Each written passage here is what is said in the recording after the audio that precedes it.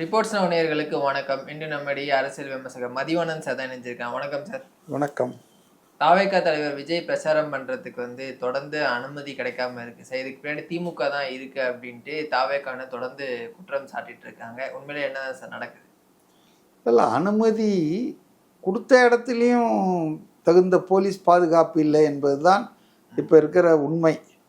அனுமதி கொடுக்க மறுக்கிறார்கள், அனுமதி கொடுக்க தயங்குகிறார்கள், தாமதிக்கிறார்கள் என்பதை விட அனுமதி கொடுத்த இடங்களில் உரிய பாதுகாப்பு ஏற்பாடுகளை வாகன நிறுத்தம், போக்குவரத்து நிறுத்தம் பண்ணுறது, போலீஸ் அதாவது போக்குவரத்து போலீஸார் பயன்படுத்தப்படுவது, மக்களை ஒழுங்குபடுத்துவது, இது மாதிரி காரியங்களில் செய்யாமல் ஏனோ தானோ என்று விட்டு விட்டதால் மிகப்பெரிய ஒரு சம்பவம் கரூர் போல கொடுங்கையூரில் நடக்க இருந்தது. அதை நல்ல வேலையாக முன்கூட்டியே உணர்ந்த விஜயும் அவருடைய கட்சி தலைவர்களும் அதை கேன்சல் பண்ணிட்டு போயிட்டாங்க. ஒரு 50,000 பேர் கூடியிருந்தா ஒரு குறுகலான தெருவில் ஒரு போலீஸும் இல்லை, மருந்துக்கு கூட போலீஸ் இல்லை. அப்படின்னா என்ன சொல்ல வராங்கன்னா, திமுகவை தவிர அதிமுகவை தவிர வேறு சில கட்சிகளை தவிர தாவேகா பிரச்சாரம் பண்ண அனுமதிக்க கூடாது என்பது ஒரு ஏதோ ஆணை காவல்துறைக்கும் தேர்தல் ஆணையருக்கும் கொடுத்தா மாதிரி தான் இதை சம்பவங்கள்லாம் நடக்குது. நாளைக்கு திருச்சிக்கு போயிட்டு மனு தாக்கல் பண்ண போகிறாரு. இப்போ அவர் போயிட்டு அங்கே ஒரு 5-6 தொகுதியாவது பேச வேண்டியிருக்கு. அதுக்கு அனுமதி கொடுத்துருக்காங்கன்ட்டு தான் செய்தி வந்தது. இப்போ அனுமதியை கொடுப்பது பெருசு இல்லை. அந்த இடங்களில் அந்த நேரத்தில் அவர் போகும்போது அங்கே அதுக்கான ஏற்பாடை பண்ணி கொடுக்கணும்ல. அதை இன்னைக்கு இருக்கக்கூடிய தேர்தல் ஆணையத்தின் நிர்வாகத்தின் கீழே இருக்கக்கூடிய காவல்துறையோ வருவாய்த்துறையோ அதிகாரிகளோ அப்படி ஒரு நியூட்ரலாக நடக்கிற மாதிரி தெரியல. தாவேகா தலைவரை பிரச்சாரம் பண்ண வாங்க வாங்கன்னாங்க, வீட்டை விட்டு வெளியே வாங்கன்னாங்க. இப்போ அவர் வரேன்றாரு. ஆனால் இவங்க தான் தடைகளை போட்டிருக்காங்கன்னா அப்போ அவர் பிரச்சாரம் பண்ணுறதை எப்படியாவது குறைத்து விட வேண்டும். குறைத்து விட்டு குறை கூறலாம். அவர் வரவே இல்லை பாருங்கள் தேர்தல் கூடன்னு சொல்லிட்டு. அதனால் அதே போல் நேற்று ஐநாவரத்தில் நடந்த தாவேகா வில்லிவாக்கம் தொகுதி ஆதவர்ஜுனா வேட்பாளர் அந்த கூட்டத்திலையும் பார்த்தீங்கன்னு சொன்னால் பெண்கள் உட்கார்ந்த பகுதியில் கண்ணாடி துண்டுகள்லாம் வீசினாங்க. ஒரு அம்மையார் கூட காயம் ஏற்பட்டு ஆஸ்பத்திரியில் சிகிச்சையில் இருக்காங்க. போலீஸு ஒரு ஆளை பிடிச்சிருக்கு. என்ன சொல்கிறாங்கன்னா 2 பேர் குடிபோதையில் சண்டை போட்டுக்கிட்டு. ஆனால் உண்மை என்னன்னா, அதுக்கு ஒரு ஏற்பாடு பண்ணி இந்த கூட்டம் நடக்கிற இடத்துக்கு பக்கத்தில் இருக்கிற மாடியில் ஒரு ரூமில் நிறைய இந்த மாதிரி உடைஞ்ச பாட்டிலுங்க, உடைஞ்ச கண்ணாடி துண்டுகள் எல்லாம் சேகரித்து வச்சுருக்காங்க. இப்போ அது எதுக்காக விசாரித்தா இது ஒரு அரசியல் சதி தான். அதாவது பெண்கள் பெரிய அளவில் இன்னைக்கு விஜய்க்கு ஆதரவாக இருக்காங்க. இப்போ பெண்கள் கூட்டங்களுக்கும் வராங்க. இந்த பரப்புரை கூட்டங்கள், பொதுக்கூட்டங்கள் எது போட்டாலும் அவங்க பங்களிப்பு அதிகமாக இருக்குது.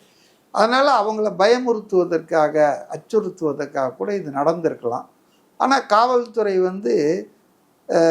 ஆதவர்ஜுனா நேற்று பொதுக்கூட்டத்தில் மைக்கிலே சொன்னார், இப்படி தான் நாளைக்கு காவல்துறை சொல்லுவாங்கன்னு. அதை தான் அவங்க அப்படியே சொன்னாங்க. உண்மையில் சிசிடிவி ஃபுட்டேஜ் போலீஸ் எடுக்கிறதுக்கு முன்னால் அவங்க தாவேகாவை எடுத்துட்டாங்க. அதில் இதெல்லாம் தெரியுது. ஏதோ குடிபோதையில் ஏதோ 2 பேர் சண்டை போட்டால் இவ்வளோ பாட்டில்லாம் எப்படி கிடந்தது அங்கே. அதனால் இது ரொம்ப கிரிமினல் தனமாக யோசிக்கிறாங்க திமுக அப்படின்னு தான் நினைக்கிறேன். தோல்வி பயத்தால் இன்னும் மோசமாக நாளாக பண்ணுவாங்க. இதையெல்லாம் தாண்டி தான் வரணும். எம்ஜிஆருக்கு இதை விட இப்போ கொலைலாம் பண்ணியிருக்காங்க. அதிமுக கொடியை ஏற்றி வைத்ததுக்காக சேலம் பக்கத்தில் பூலாவரி சுகுமாரன் நினைக்கிறேன், வாஸ் கில்டு, மர்டர்டு. அதனால் எல்லாத்துக்கும் துணிவாங்க. அந்த பதவி மோகம் ஆசை இருக்கு பாருங்க, அது உச்சக்கட்ட கோபத்தை, அதுவும் அதிகாரம் போகுது, கை நழுவ போகுது அப்படின் போது அவங்களுக்கு இதெல்லாம் செய்ய தோணும். இது ஆனால் மக்கள் இதுக்கெல்லாம் பதில் கொடுப்பாங்க தேர்தல். அதை நான் உறுதியாக நம்புகிறேன். எம்ஜிஆர் எப்படி 1977 நல்ல மெஜாரிட்டியோடு ஆட்சி அமைக்க மக்கள் தீர்ப்பளித்தார்களோ, திமுகவை தூக்கி வீசினாங்களோ, அதுக்கப்புறம் அவர் மறையும் வரை திமுக தலை வச்சு படுக்க முடியல. அதே மாதிரி தான் இப்போ விஜய்க்கும் வரும். என்னன்னா விஜய் ரொம்ப நாள் உயிர் வாழ்வார் போல இருக்க, 51 வயசுலயே. அப்போ அவர் இருக்கும் வரையில் அனுப்பிச்சுன்னா அநேகமாக திமுகவின் எதிர்காலம் கேள்விக்குறைதான். திரு ஸ்டாலின் அவர்களோ உதயநிதி அவர்களோ ரோட் ஷோலாம் வந்து போறாங்களே சார். ஆனா ரோட் ஷோ வந்து எல்லாருக்கும் அனுமதி கொடுத்துருக்காங்க. பட் தாவேக்கத்துல விஜய் மட்டும் வெளில வரக்கூடாது, பேன் உள்ள இருந்து தான் வந்து மக்களை பார்க்கணும் அப்படின்ற ரெஸ்ட்ரிக்ஷன்ஸ்லாம் எப்படி பாக்குறீங்க? இதெல்லாம் ஒரு மீறணுங்க. சும்மா வந்துட்டு புகார் பண்ணிட்டு பண்ண மாட்டேன்றாங்க, சொல்ல மாட்டேன்றாங்க, அனுமதிக்க மாட்டேன்ல, மீறுங்க. உங்க மேல நடவடிக்கை எடுக்கட்டும், மக்கள் பார்த்துக்குவாங்க, சட்டம் பார்த்துக்குவாங்க. அப்போ நீங்கள் சொல்லலாம், இவர் எப்படி வந்தார், இவர் மேலே என்ன நடவடிக்கை எடுத்தீங்க, இவர் எப்படி வந்தார், உதயநிதி எப்படி வந்தார் ஓப்பன் ஜீப்பில், இவர் எப்படி வந்தார் சொல்லலாம். நீங்கள் சும்மா சும்மா வந்து என்ன அனுமதிக்க மாட்டேன்றாங்க, அனுமதிக்க நான் ரூலை மீற மாட்டேன்னா இது இப்படியே தான் பண்ணுவாங்க ஆளுங்கட்சியினர். நீங்கள் ஒரு எதிர்ப்பை காட்டணும். நீங்கள் ஓப்பன் ஜீப்பில் போங்க, தடுக்கட்டும். என்ன பண்ணுவாங்க, கைது பண்ணிடுவாங்களா? உங்கள் மேலே சில பிரிவுகளில் வழக்கு போடுவாங்க, கோர்ட்டில் பார்த்துக்கலாம். அதனால் இந்த மாதிரி ஆட்களை எல்லாம் நீங்கள் எதிர்த்து போராடாமல், எதிர்த்து நீங்கள் வந்து களமாடாமல் இந்த அநீதிகளையெல்லாம் உங்களால் வந்து தாண்டி செல்ல முடியாது. இதெல்லாம் ஜெயிக்கணும்னா you have to fight it out. மாதிரி முதல்வர் ஒரு விழாவில் பேசும்போது எல்லாருக்குமான ஒரு டெம்ப்ளேட் அரசாக வந்து நம்முடைய அரசாங்கம் இருக்கு. குறிப்பாக அந்த மகளிர் உரிமை தொகை அப்படின்றத நம்மளை பார்த்தா வந்து மற்ற மாநிலங்கள்லாம் அதை காப்பி அடிக்கிறாங்க அப்படின்றத வந்து சொல்லியிருந்தாரு. வரும் தேர்தலில் வந்து அது மிகப்பெரிய பங்காற்றும் இந்த மகளிர் உரிமை தொகை அப்படின்ற விஷயத்தையும் பதிவு பண்ணியிருந்தார் சார். எப்படி பார்க்குறீங்க? அதாவதுங்க 5 ஆண்டு கால சாதனையே இப்போ மகளிர் உரிமை தொகை தானா? இந்த ஆட்சி 5 ஆண்டு காலமாக என்ன செஞ்சதுன்னு தானே சொல்லணும். ப்ராக்ரஸ் ரிப்போர்ட் தானே கொடுக்கணும் வாக்காளர்கள்கிட்ட. நாங்கள் இதை சொன்னோம், இத்தனை செஞ்சுருக்கிறோம், அதை சொல்லலாம், தப்பு கிடையாது. 505ல் 1 தானேங்க இது குடும்ப தலைவர்களுக்கு உதவித்தொகைன்னு. அதை கூட சொன்ன மாதிரி செய்யலையே. ஆட்சிக்கு வந்து 28 மாதம் கழித்து தானே அதை பற்றி யோசனை வந்தது இவங்களுக்கு. அப்போ கூட சரி, நாங்கள் 28 மாதம் கழித்து தாமதமாக அதை அமுல்படுத்தினாலும் 21 நாங்கள் ஜெயிச்சதுலேருந்து கொடுப்போம்னு சொல்லி சொன்னாங்களா? இல்லை. ஆக மொத்தம் ஆஃப் 28 மாதம்னா போயிடுச்சு, 52 வாரம் இல்லையா, ஒரு வருஷத்துக்கு. ஸோ நீங்கள் பார்த்தீங்கன்னு சொன்னால் 12 60 மாதம், 60 மாதத்தில் 28ன்றது நியர்லி 30. ஸோ அரை பகுதியை காலி பண்ணிட்டீங்க. அப்புறம் என்ன பண்ணீங்க, தகுதி வாய்ந்த குடும்ப தலைவி. நீங்கள் இப்போ தகுதி வாய்ந்ததை முன்னால் சொல்லலை, எல்லோருக்கும் சொன்னாங்க. அப்புறம் இவங்க கொடுக்க போகும்போது தகுதி வாய்ந்தன்னு 1 கோடி பேருக்கு மேலே வெளியே தள்ளிட்டீங்க, அந்த லிஸ்ட்லேயே இல்லாமல் பண்ணிட்டீங்க. இதெல்லாம் மக்கள் வந்து இதெல்லாம் யோசிக்க மாட்டாங்களா? அச்சா, இப்போ தேர்தல் வருதுன்னு கொஞ்சம் டிசம்பர் மாத வாக்கில் தளர்த்துக்கிறோம், கொஞ்சம் சேர்க்கிறோன்னு ஒரு 20-30 லட்சம் சேர்த்துருக்கீங்க. ஆனாலும் கோடிக்கணக்கானோர் விடுபட்டு விட்டார்கள் என்பது அது ஒரு வஞ்சகம் தானே. இது ஆசை காட்டி மோசம் பண்ண மாதிரி தானே. சரி, இப்போ வந்து 2000 ரூபாய் ஆக்க போகிறோன்னு சொல்கிறீங்க. திரும்ப வந்தா ஏன் இப்போ அதிகாரம் இருக்குது, அதை செய்யலாமா? ஏது ஓட்டு போட்டு எங்களுக்கு நீங்கள் தேர்ந்தெடுத்தால் தான் நாங்கள் 2000 கொடுப்போம்னா இப்போ எல்லாமே ஓட்டுக்காக தானே பண்ணுறீங்க. இது மக்கள் வரி பணத்தில் தான் நீங்கள் கொடுக்குறீங்க. ஒன்றும் உங்கள் குடும்ப சொத்தை கொண்டு வந்து இங்கே பங்கு போடல. அவர்தான் சொத்தே இல்லைன்றாரு சார். 10,000 தான் கையில் இருக்கு. ஆமாம், பாவம், ஐயோ பாவம், பரம ஏழை, சொந்த கார் இல்லை. ஆனால் அவர் போகிற காருக்கு 4 கோடி ரூபாய் விலை. அதாவதுங்க பொய் கணக்கு காமிச்சு பொய்யான தகவல்களை சொல்லி சட்டத்தின் சந்து பொந்துகளெல்லாம் ஒளிஞ்சிக்கிட்டு இந்த மாதிரி சொத்து விவரங்களை கொடுக்குறவங்க. விஜய் வந்து நேர்மையாக தான் சம்பாதிச்சதை வருமான வரி கட்டி சேர்த்ததை அவர் கொடுத்துருக்கிறாரு. அதை கிண்டல் பண்ணுறாங்க. அவர் அப்பாவுக்கு கடன் கொடுத்தாராம், மகனுக்கு கடன் கொடுத்தாராம். ஏன் கொடுக்க மாட்டாங்களா? மகன் ஒரு கம்பெனி நடத்திட்டு இருக்கிறாரு, அதை டெவலப் பண்ணோன்னு அது கொடுக்குற அமௌண்ட் என்ன வட்டிக்காக விட்டார். அதனால் இதெல்லாம் வந்து ஒரு பிஸ்னஸில் வந்து இதெல்லாம் சகஜம். ஏன் டிஆர் பாலு சொன்னார், என் மகன்கிட்ட கடன் வாங்கினேன்னு. ஆனால் அந்த கம்பெனி என் மகன் தான் ஓனர்னு எனக்கு தெரியாதுன்னு சொன்னார். மறக்கலையா? அண்ணாமலை போட்ட கேஸில் அண்ணாமலைக்கு எதிராக டிஆர் பாலு போட்டார் சைதாப்பேட்டை நீதிமன்றத்தில். இப்போ அந்த கேஸில் என்ன சொன்னார், எனக்கு 10 கப்பல் இல்லை, 2 கப்பல் தான் இருக்குது. அது 2 மனைவிகள் பேரில் தான் இருக்குது, என் பேரில் இல்லை, இதெல்லாம் சொன்னாரா? அப்போ என்ன சொன்னார்? அந்த அவரே சொன்னது தான் நான் சொல்கிறேன், நான் தனிப்பட்ட முறையில் எதுவும் சொல்லலை. என்ன சொன்னார் அவர்? நான் வந்து கடன் வாங்கினேன்றாரு. இந்த கடன் எங்கேருந்து வாங்கினீங்க தெரியுமான்னா, இந்த கம்பெனிலேருந்து. இந்த கம்பெனிக்கு உங்கள் மகன் தான் ஓனர் தெரியுமான்னு, அது எனக்கு தெரியாது. இந்த விந்தைகளை எல்லாம் திமுகவினர் பேசினால. விஜய் மகனுக்கு கடன் கொடுத்தாரு. அதோ இங்கே ஒருத்தர் அப்பா மகன்கிட்ட கடன் வாங்கியிருக்காரு, டிஆர் பாலு. அதாவது திமுக செய்தால் அதில் வந்து எல்லாம் சரி, மற்றவங்க செஞ்சாங்கன்னா அது வந்து மர்மம், அதை கிண்டல் கேலி நையாண்டி பண்ணுறது. திமுக இதை தானங்க பண்ணிட்டு இருக்கு. ஆரம்பத்திலேருந்து காமராஜர் கேலி பண்ணாங்க, அதுக்கப்புறம் எம்ஜிஆரை கேலி பண்ணாங்க, அதுக்கப்புறம் ஜெயலலிதாவை ஆபாசமாக பேசுனாங்க, கேலி இல்லை, ஆபாசமாக சித்தரித்தாங்க. இப்போ விஜயை பற்றி கேவலமாக கீழ்த்தரமாக பேசிகிட்டு இருக்காங்க. இது அவங்களுடைய வாடிக்கையான விஷயம் தானுங்களா? தமிழ்நாட்டு மக்களுக்கு தெரியுமே இவங்க எப்படியாப்பட்ட ஆளுங்கன்னு சொல்லிட்டு. அதனால் ஆட்சியில் இருந்தால் ஒரு பேச்சு பேசுவாங்க. இப்போ அவங்க ஆட்சிக்கு போகுது, அதனால் இப்போ 2000 ரூபாய் தரேன். ஏன் ஆட்சியில் இருக்கும்போதே கொடுங்களேன். இப்போ லேப்டாப் கொடுத்தாங்க மாணவர்களுக்கு ஜெயலலிதா, அது ஒரு நல்ல நோக்கம், நல்ல விஷயம், எல்லா மாணவர்களுக்கும் கொடுத்தாங்க.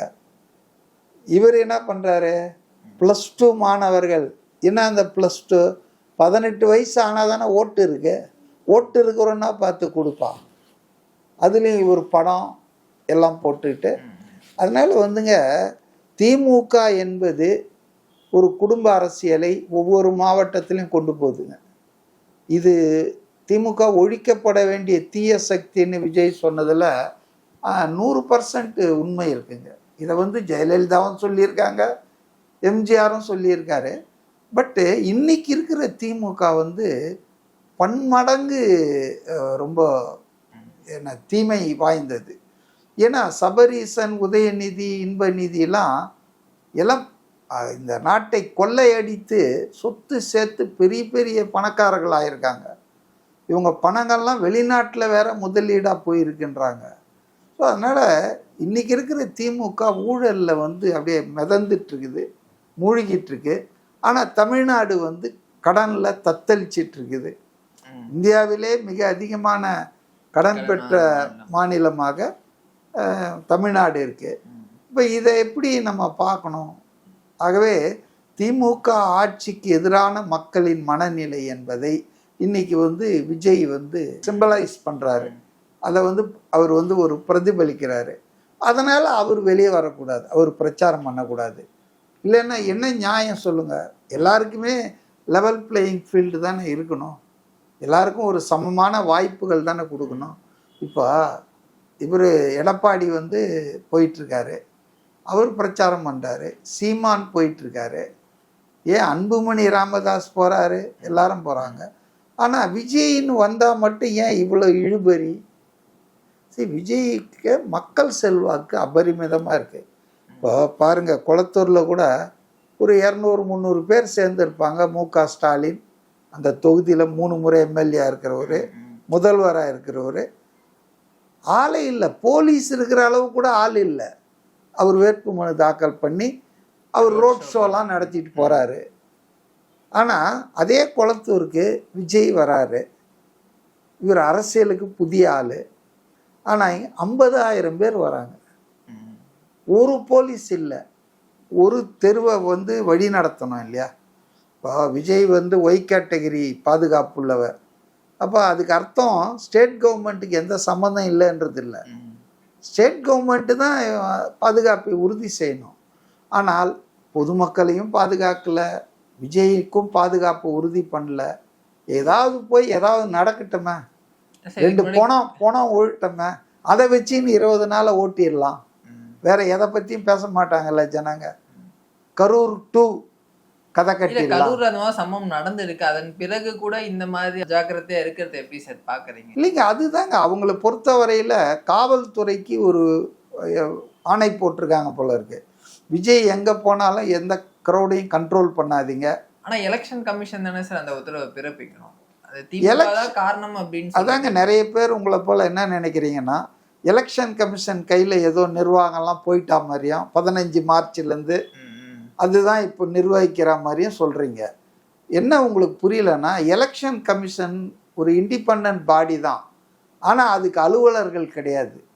பாடி இருக்கும், ஆனால் அதை செயல்படுத்துறதுக்கு எந்த மாநிலத்தில் அது தேர்தல் நடக்குதோ அந்த மாநிலத்தில் கூடிய அலுவலர்கள் தான் மாநில அரசு ஊழியர்கள், அதிகாரிகள், ஐஏஎஸ் ஆஃபீஸர்ஸ், ஆர்டிஓஸ், தாசில்தார், இந்த ரேங்கில் இருக்கிற அதிகாரிகளை தான் அவங்க பயன்படுத்துவாங்க. ஆர்ஓன்னு போடுவாங்க, ரிட்டர்னிங் ஆஃபீஸர். இப்போ குமரகுருபரன் ஒருத்தரை போட்டிருக்காங்க சென்னை மாவட்டத்துக்கு தேர்தல் அலுவலர். இப்போ அவர் யார்? அவர் ஒரு ஐஏஎஸ் அதிகாரி. நேற்று வரைக்கும் தமிழ்நாட்டில் அரசின் கீழே வேலை செஞ்சவர். ஏப்ரல் 24க்கு அப்புறமும் அதை தான் பண்ண போகிறாரு. அப்போ அவங்க எல்லாருமே தமிழ்நாடு அரசு, திமுக அரசுக்கு கீழ்ப்படிந்து வேலை செய்கிறவங்க தானேங்க. நான் இன்னொரு கேள்வி கேட்குறேன், இது எப்படி தேர்தல் ஆணையம் தான் வந்துடுச்சுன்னு அது என்ன அப்படியே தேவ தூதர்களாக்கி விடுதா? இதே பழைய ஆட்கள் தானே வந்திருக்காங்க. இன்னொன்று நான் கேட்குறேன், இப்போ ஆட்சிகள் மாறும். இப்போ அதிமுக, தாவேகா, யார் ஆட்சி வந்தாலும் திமுக ஆட்சி போய் அதிகாரிகள்லாம் உடனே மறைஞ்சிருவாங்களா? அதே அதிகாரிகள் தான் இருப்பாங்க. 60 வயசு இல்லை 58 வயசு ரிட்டையர்மெண்ட் ஏஜ் வரைக்கும் அதே அதிகாரி தானே இருப்பான். இப்போ இந்த ஐஜி சொன்னால் இந்த எஸ்பி கேட்பானா மாட்டானா? இந்த எஸ்பி சொன்னா அந்த டிஎஸ்பி இன்ஸ்பெக்டர் கேட்பானா மாட்டானா? எலெக்ஷன் கமிஷன் மாறினா கூட இன்னும் வந்து திமுக கண்ட்ரோல்ல தான் போலீஸ் இருக்காங்க. அது அல்ல, அது வந்து சில நடவடிக்கை எடுத்தால் மாறலாம். இப்போ வெஸ்ட் பெங்காலில் சீஃப் செக்ரட்டரியை மாற்றிட்டாங்க, டிஜிபியை மாற்றிட்டாங்க, அப்புறம் ஹோம் செக்ரட்டரியை மாற்றிட்டாங்க, பல எஸ்பிக்கள், கலெக்டருங்களெல்லாம் மாற்றிட்டாங்க. இந்த மாதிரி அதிரடியாக மாற்றி ஆட்சிக்கு சார்பில்லாதவங்க இருப்பாங்க இல்லையா, அவங்களெல்லாம் கொண்டு வந்து பொசிஷனில் போட்டால் அவங்க நடுநிலையாக இருப்பாங்க. ஏன்னா அவங்க நடுநிலையாக இருக்கிறாங்கன்றதால தான் ஆட்சியாளர்கள் அவங்கள ஓரங்கட்டி ஃபயர் சர்வீஸ், சீருடை வாரியம், போக்குவரத்து விஜிலன்ஸ்னு போட்டு வச்சுருப்பாங்க.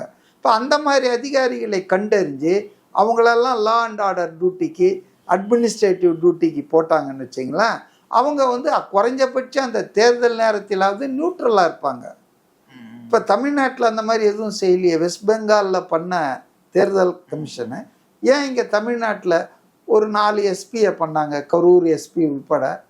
அப்புறம் ஒரு 4 நாள் கழிச்சு இன்னொரு 4 எஸ்பி. எங்க எஸ்பிலாம் பாவங்க, அம்புங்க.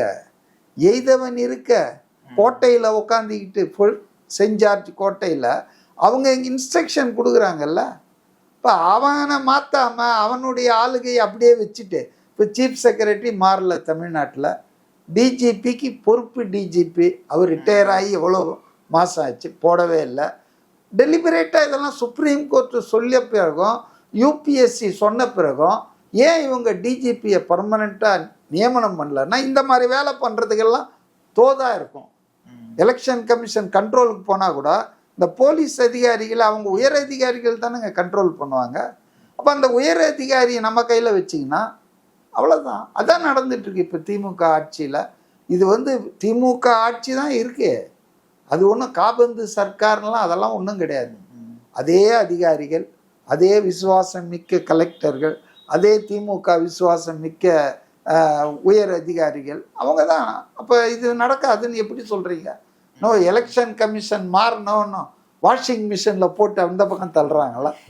செந்தில் பாலாஜியை திமுக போட்டு தள்ளிச்சு அந்த மாதிரி. திமுகவினர் அந்த ஒரு கேள்வி எழுப்புறாங்க சார். திமுகவினருக்கு பாவம், அப்பாவிங்க வாயில் விரல வச்சா கடிப்பாங்க. அவங்களுக்கு இதெல்லாம் தெரியாதா? சும்மா பொதுமக்களை ஏமாற்றுவதற்காக எங்களுக்கு எதுவுமே இல்லைங்க, எங்கள் பவர்லாம் போயிடுச்சுங்க. அப்படியா? பவர்லாம் போனதால் தான் நேற்று குளத்தூரில் இப்படி நடந்ததா? குமரகுருபரன் என்ன பேசுகிறாரு பார்த்தீங்கல்ல? அவங்க வெறும் பேப்பரில், வெள்ளை பேப்பர்லலாம் எழுதி கொடுத்தாங்க. எவ்வளோ பெரிய பொய் அது! அவங்க அந்த சொன்ன அந்த இணையதளத்தில் ஆப்பில் தான் அவங்க அப்ளை பண்ணியிருக்காங்க. 48 மணி நேரத்துக்கு முன்னால் தான் பண்ணியிருக்காங்க.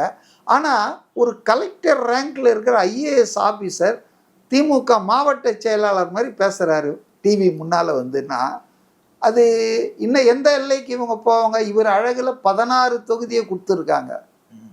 ஒரு தொகுதியை கூட நடுநிலையோடு நிர்ணயிக்க தகுதி இல்லாத நபர்னு நான் கருதுகிறேன். ஏன்னா முதல்ல உங்களுக்கு ஒரு நடுநிலைமையா ஒரு விஷயத்தை பேசுற தகுதி வரணும்ல.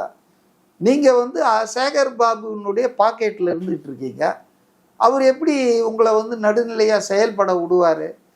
அதனால விஜய் கட்சியினர் தாவேகா நிச்சயமாக முதல்ல சென்னை மாவட்டத்தின் தலைமை தேர்தல் அலுவலரை மாற்றணும்.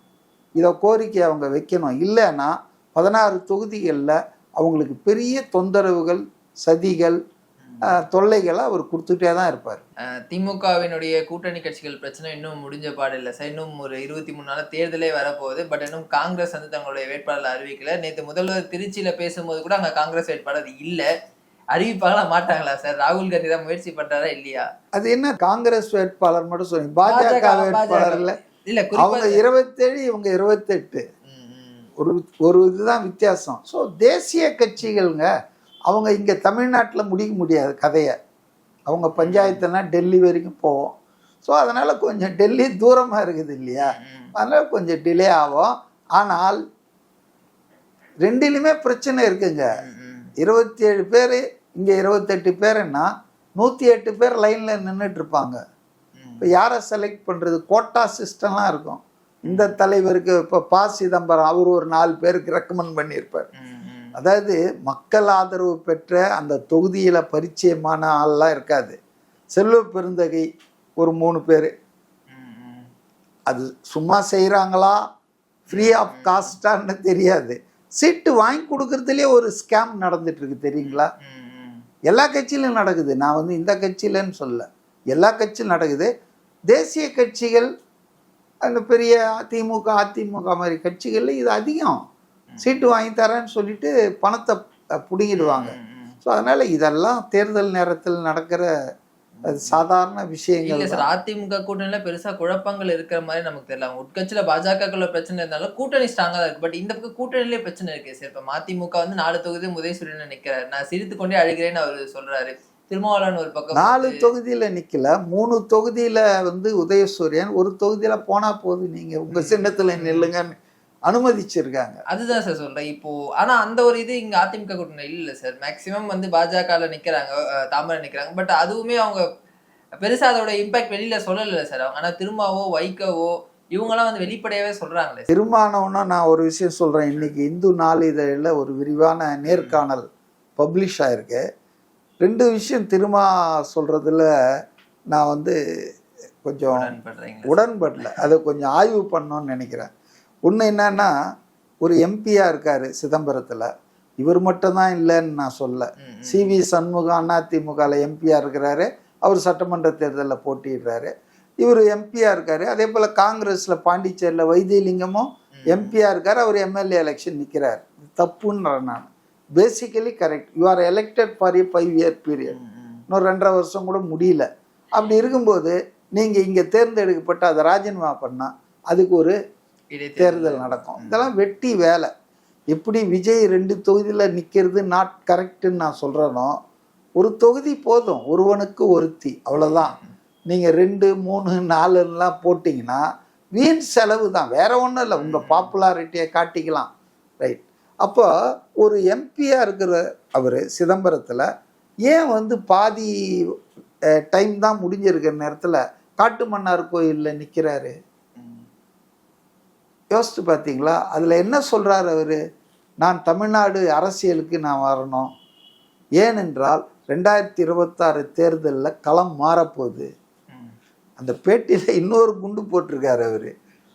திமுக ஒருவேளை ஜெயித்தால் கூட பாஜக அதை ஆள விடாது, 2ஆ உடைச்சிரோன்றார். மகாராஷ்டிரா மாதிரி பிற மாநிலங்களில் செஞ்ச மாதிரி. அப்போ ஏற்கனவே இருந்தால் தானே அவர் வர முடியும், வெளியே வர முடியும். இப்போ திமுகவில் ஒரு ஏக்நாத் சிண்டேவை கண்டறிஞ்சு வச்சிருக்கார் திருமாவளவன், இல்லையா? அப்படி இல்லைன்னா வந்து அவர் ஏன் இதை பேசுகிறாரு நேர்காணலில்? ஸோ இது ஒன்று. அடுத்தது மாநில அரசியலுக்கு ஏன் வரீங்கன்னா, தமிழ்நாடு அரசியலை மாறப்போகுதுன்றாரு 2026க்கு அப்புறம். அவர் சொல்கிறது என்னன்னு எண்ணத்தில் சொன்னார்னு தெரியும். நான் என்ன நினைக்கிறேன்னா, அவருக்கு வந்து உறுதியாக நம்புறாரு, எந்த கட்சிக்கும் எந்த கூட்டணிக்கும் பெரும்பான்மை கிடைக்காது. there is going to be a hung assembly after 2026 assembly elections. அப்போ அதில் ஒரு கீ ரோல் ப்ளே பண்ணுறதுக்கு தான் எம்எல்ஏவாக இருந்தால் தான். கீ ரோல்னா கூட்டணி மந்திரி சபையில் மந்திரி ஆகிறதுக்கு. இப்போ விசிகாவுக்கு ஒரு மந்திரி கொடுக்குறாங்கன்னு வச்சிங்களேன், மந்திரி ஆகுனா ஒரு எம்எல்ஏ ஆகணும்ல. அப்போ ஓடியாந்தா திட்டுவாங்கல்ல கட்சியில், என்னையா எம்பியை கொடுத்தா எம்பி வாங்கின்னு போகிறாரு, மந்திரி கிடைச்சா நான் வரேன்றாரு. யாரையாவது ராஜினாமா பண்ண சொல்லிட்டா 6 மாதம் கழிச்சு அதுக்குள்ளே வந்துடலாம். ஆனால் அது ரொம்ப அசிங்கமாக இருக்கும், நேக்கடாக இருக்கும். அதனால் அவர் இப்போவே பிளான் போட்டு நான் வந்து மாநில அரசியலுக்கு வரேன் அப்படின்னு சொல்கிறாரு. இது வந்து உண்மையிலே திமுக தலைவர்களுக்கு அதிர்ச்சியை கொடுத்துருக்குதான் 2 விஷயத்தில். ஏங்க நம்ம மெஜாரிட்டி வரமாட்டோன்னு நம்ம கூட்டணியில் இருக்கிற திருமாவளவனே சொல்கிறாருன்னா, கருதுறாருன்னா, அது வந்து திமுக தலைமை ரசிக்கும்னு நினைக்கிறீங்களா? முதல்ல அவரை ஜெயிக்க விடுறாங்களா பாருங்க காட்டுமன்னார் கோயிலில். ஏன்னா திமுகவே சபட்டேஜ் பண்ணோம். இதுக்கு நான் ஆதாரம் இல்லாமல் பேசலை. ஒரு நாடாளுமன்ற தேர்தல் சென்ற நாடாளுமன்றத்திலையா அதுக்கு முன்னால் தெரில, ஆனால் 24 கிடையாது, மேபி 19 அல்லது 14ன்னு நினைக்கிறேன். அதில் பார்த்தீங்கன்னு சொன்னால் எல்லா வேட்பாளர்களும் திமுக கூட்டணியில் லட்சக்கணக்கில் மெஜாரிட்டியில் வராங்க. கடைசி சுற்று வரையில் சிதம்பரத்தில் இவர் அப்படியே இழுபறியாக இருக்குது, 2000, 3000, 200, 300ன்னு. ஏன் அப்படி ஆச்சு? Entire Tamil Nadu is voting for DMK candidates in a massive manner. பேர் மூஞ்சி தெரியாத புதுமுகம்லாம் 80,000 லட்சத்தில் போகிறான். Thirumavalavan is a known face. தமிழ்நாட்டில் நாடறிஞ்சவர், அவர் நல்ல பேச்சாளர், நல்ல தலைவர் இல்லையா? ஆனால் அவர் ஏன் அங்கே சிதம்பரத்தில் வந்து சண்டை போட்டார்? அதுக்கு ஒரு ஜாதிய கண்ணோட்டம் இருக்குன்னு வச்சிங்களேன். அவரை வந்து ஜாதிய பகை, தலித்து, இவர் ஏன் வரணும்னு நினைப்பாங்க, அது வேறு. ஆனால் திமுக என்ன பண்ணிச்சு அந்த தொகுதியில்? அவங்க ஏன் வந்துட்டு திருமாவளவனை தோக்கடிக்கணும்னு நினைக்கிறாங்கன்னா, திமுகவுக்கு எப்பவுமே இங்கே ஒரு சிந்தனை உண்டு. என்ன சிந்தனை? திருமாவளவன் மேலே மேலே வந்தார்னா ஸ்டாலினுக்கோ அல்லது உதயநிதிக்கோ எதிர்காலத்தில் அவர் ஒரு த்ரெட்டு. ஏன்னா அவங்க கட்சியில் எல்லாரையும் முடிச்சிட்டாங்க. இப்போ மற்ற கட்சிகள், இப்போ விஜயை பற்றி அவங்க அவ்வளோ அக்கறைப்படுறது காரணமே ஸ்டாலினுக்காக இல்லை, உதயநிதியின் எதிர்காலத்துக்கு வேட்டு வச்சிடுறாரு. இவ்வளோ கனவு கண்டு நம்ம பண்ணோம். ஆனால் திடீர்னு ஒரு ஆள் 24 பிப்ரவரி 2 வந்து கட்சி ஆரம்பிச்சு நான் ஆட்சிக்கு பிடிக்க போகிறேன்னு சொன்னால் இவங்க எவ்வளோ மனக்கோட்டைகள்லாம் கட்டியிருப்பாங்க. அப்போ அந்த மாதிரி தான் திருமாவளவன் வளர்வதில் அரசியல் ரீதியாக திமுக என்றைக்குமே சந்தோஷப்பட்டதில்லை. இல்லைன்னா பிரேமலதாவுக்கு 10 சீட்டு கொடுக்குறாங்க, ஒரு ராஜ்யசபா சீட் கொடுக்குறாங்க. திருமாவளவன் என்ன கேட்டார்? 10 2 இலக்கத்தில் எனக்கு வேணும், ராஜ்யசபா சீட் வேணும்னாரு. ஏன் அவருக்கு 8 கொடுத்தாங்க?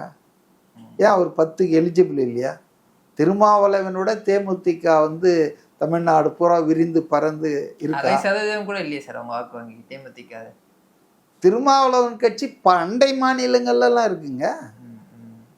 அது ஒரு ரிகக்னைஸ் பொலிட்டிக்கல் பார்ட்டியா இருக்கு இல்லையா? அங்கீகரிக்கப்பட்ட தேமுதிக அங்கீகரிக்கப்பட்ட கட்சியா? அதனுடைய கடைசி சட்டமன்ற தேர்தலில் என்ன அதனுடைய வாக்கு சதவீதம்? அதனால இது திட்டமிட்ட இதுதாங்க. அதாவது திருமாவளவனை பக்கத்தில் வச்சுக்கணும் தலித் ஓட்டு வாங்கிறதுக்கு, ஆனால் அந்த ஆள் உயர்ந்துடாமல் வளர்ந்துடாமல் பார்த்துக்கணும். இப்போ இது திருமாவளவன் உணர்ந்து இருக்கிறார். அதனால தான் அவர் மாநில அரசியலுக்கு வந்து 2026 சட்டமன்ற தேர்தலுக்கு பிறகு இங்கே நிலைமை மாறப்போகுது தலைகீழா. அப்போ தன்னுடைய கட்சியை முன்னெடுப்பதற்கும், நான் சொன்ன மாதிரி கூட்டணி ஆட்சி உருவாகும் பட்சத்தில் திமுகவால் அது உருவாக்க முடியாதுங்க.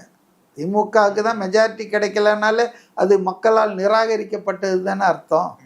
அப்போ வேறு யாரோ தான் உருவாக்குவாங்க. அது தாவேகாவாக இருக்கலாம் அல்லது அண்ணா திமுகவாக இருக்கலாம்.